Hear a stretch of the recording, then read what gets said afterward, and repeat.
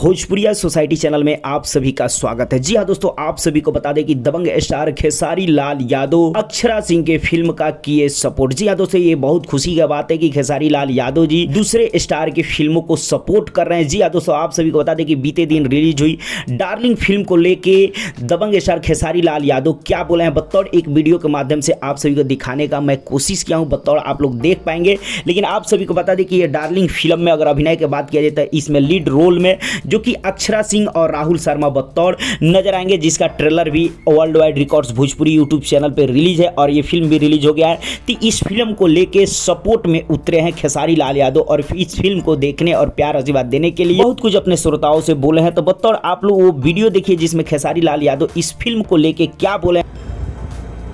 नमस्ते, प्रणाम। और